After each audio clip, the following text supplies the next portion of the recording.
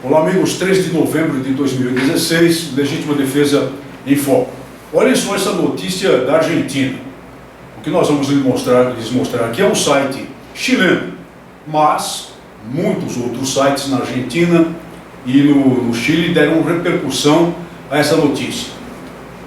4 criminosos armados, protegidos por coletes à prova de balas, e portando, segundo o noticiário, submetralhadoras, 5 de acordo com uma outra versão, invadem uma casa de classe média, em uma localidade, no município de Francisco Álvares, na região metropolitana de Buenos Aires. Isso aconteceu na noite, em torno das 21 horas locais, do dia 25 de outubro, há poucos dias, portanto. E passam a praticar violências contra uma senhora que chegava em casa, de uma aula de artes, o marido não estava em casa, e o filhinho dela de 11 anos de idade. Outro filho que estava no quarto, no aposento da casa, se apossa ao ver as violências praticadas contra a mãe e o irmãozinho, se apossa de uma pistola 9mm que o pai mantinha em casa e abre fogo para defender a mãe e o irmão. E mandou um dos criminosos para o inferno. Com colete balístico e tudo, ele tomou um tiro e foi para o inferno. E os outros se puseram em fuga, atirando a esmo, porque são covardes. Porque são covardes, e quando enfrentam a oposição, a história muda, atirando a esmo, a ponto até de atingir, felizmente, não de modo fatal, o irmãozinho foi atingido por um projétil de raspão na cabeça, a mãe saiu ilesa, e esse menino de 13 anos é um herói. É um herói. Defendeu sua família à mão armada, utilizando os recursos de que ele dispõe, uma arma de fogo e ponto final. Matou um, mandou para se entender com Satanás e pôs os outros em fuga. Obviamente, agora cabe às autoridades da polícia argentina na província de Buenos Aires darem acolhida e oferecerem segurança a essa família. O que consta do noticiário é que estão a fazer isso. Então, quando as pessoas se defendem, e quando elas têm condições de se defender, no caso a habilidade inclusive, apesar de ser um menino de 13 anos de idade, as coisas mudam. Agora vamos para o outro lado do mundo, em que nós estamos, mais ao norte, acostumados a pensar que o direito de legítima defesa existe amplamente para todos, e não existe.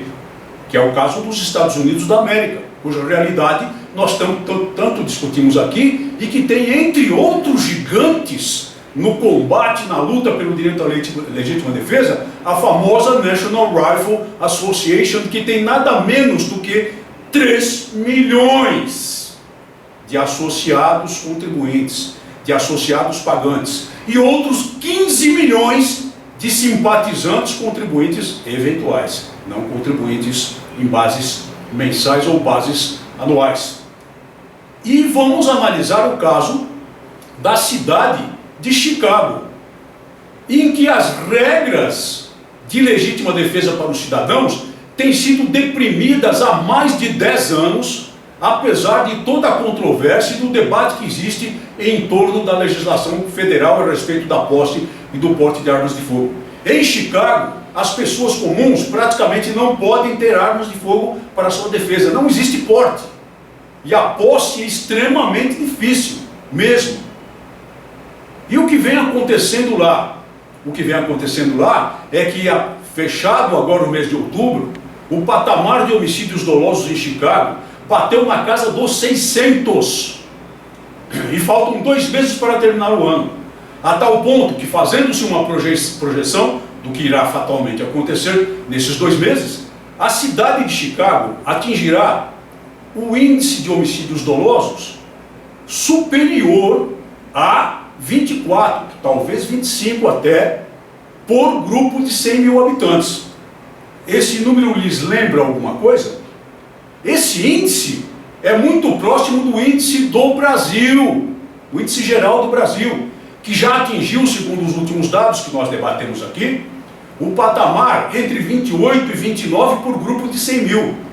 Então, em Chicago, em que as pessoas comuns, as pessoas de bem, são desarmadas, diferentemente do que acontece na maior parte dos Estados Unidos da América, eles estão colhendo o fruto podre do desarmamento, o fruto vil do desarmamento, e estão a chegar a patamares de chacina por homicídios dolosos quase iguais àqueles que infernizam o nosso Brasil.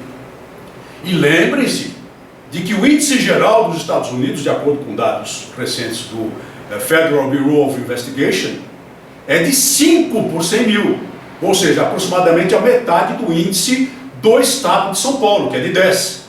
É de 5.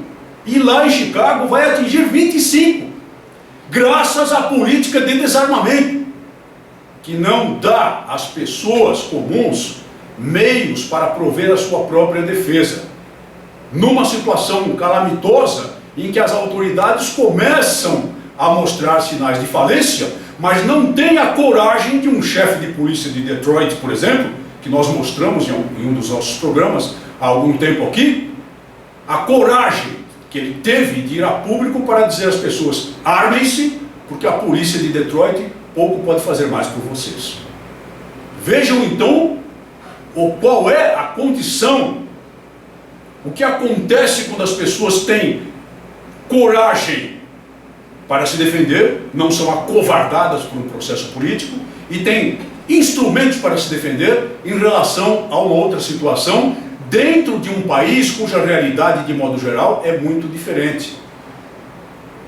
E a luta daquela gente lá, baseada, por exemplo, na NRA, a NRA, se traduz exatamente na disposição dos cidadãos de não abrir mão do seu direito e, portanto, na disposição dos cidadãos de financiar a atividade de organizações que são relevantes. Eu cito apenas a NRA, mas há muitas outras, que são relevantes para a defesa do seu direito. E nos dá um norte, nos diz claramente qual deve ser o nosso rumo, dependendo do futuro que nós queiramos. O que é que nós queremos? O que é que nós queremos? O que acontece em Chicago, em São Paulo, Rio de Janeiro, em qualquer cidade importante do Sul, em qualquer das grandes cidades do país, em qualquer dos nossos municípios? Ou queremos uma realidade em que as pessoas, se ameaçadas e não contarem com a atividade naquele local, naquele momento, naquela situação da força policial, possam defender a si mesmas, defender a mãe, o irmãozinho, como fez o menino de 13 anos na Argentina? E para isso, amigos, nós temos que ser relevantes. Nós temos de ser relevantes. E não nos basta a qualidade dos nossos participantes. Nós temos que ter muita qualidade naquelas pessoas dispostas à defesa desse direito, mas precisamos também de quantidade. Precisamos de disposição para o financiamento desse combate. Então vamos começar a trabalhar nesse sentido com a Associação Brasileira pela Legítima Defesa, que sucede ao nosso movimento pela Legítima Defesa. E começando por você, amigo ou amiga, que acompanha o nosso programa, que é participante do nosso programa, mas que não tem os seus dados atualizados no nosso cadastro.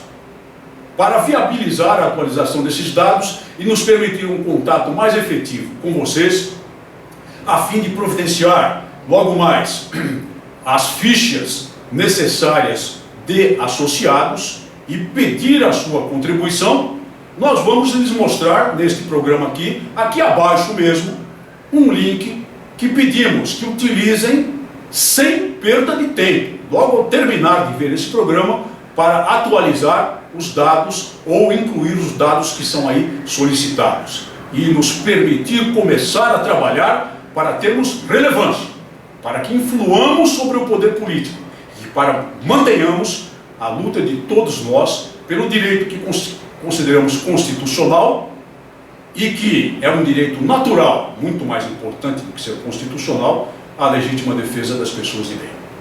Muito obrigado por sua atenção e até o nosso próximo programa.